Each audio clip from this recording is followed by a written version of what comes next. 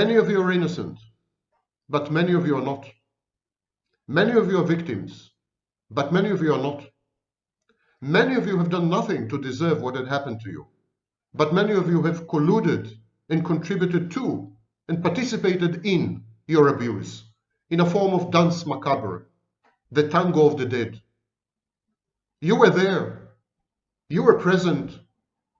You were not absent. You made choices, thousands of choices, daily, monthly, weekly, by decade.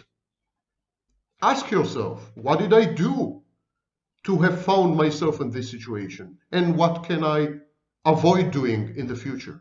How to prevent this from happening again? Don't just adhere to the simplistic, nonsensical, self-interested, exploitative messages of coaches and experts online who keep telling you, you're blameless. You're blameless. You've done nothing. You're perfect. You're angelic. You're empathic. You're supportive. You're amazing. It's all his fault. He did everything. You couldn't have helped it. You attract such people. You're a magnet. Don't listen to these people. They just want your money.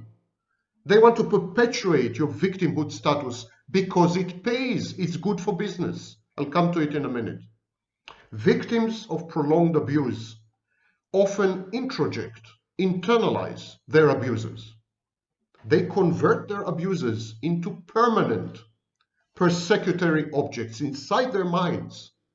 They have avatars, icons, representations of the abuser up in their minds. And this app is working in the background, downloading material, affecting the environment, changing the victim's mind, manipulating it, transmuting it and transforming it. It's an active app. It's like cancer, it metastasizes. By introjecting the abuser, you are perpetuating the abuse. Henceforth, you trauma bond with this inner tormenting voice, even when the original bully in your life is long out.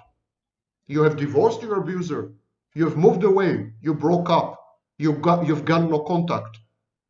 But the physical abuser is gone. His voice is here. His voice is here. His voice is here. And it keeps tormenting you day in and day out, minute in and minute out, on every occasion, in every opportunity, with every circumstance. And you let it.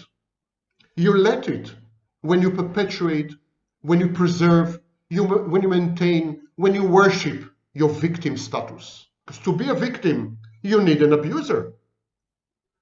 So in order to remain a victim, you enshrine the abuser. You elevate the abuse into an organizing principle of your reality and your life. It makes sense of your life. Victimhood becomes a cozy comfort zone, and the victim is emotionally invested, cathected, in maintaining the victimhood status pristine and operational. Victimhood becomes a determinant of the victim's identity. It helps the victim to regulate her emotions, ameliorate her anxiety and mood lability. The victim can blame everything on her victimhood status, on her past. She remains stuck in the past. She can't move on. Perpetual victimhood is very addictive. It's a form of reinforcement. It's a dopamine rush. It creates a dopamine path rush. You can't get rid. I mean, the more you're into it, the lower your chances of extricating yourself.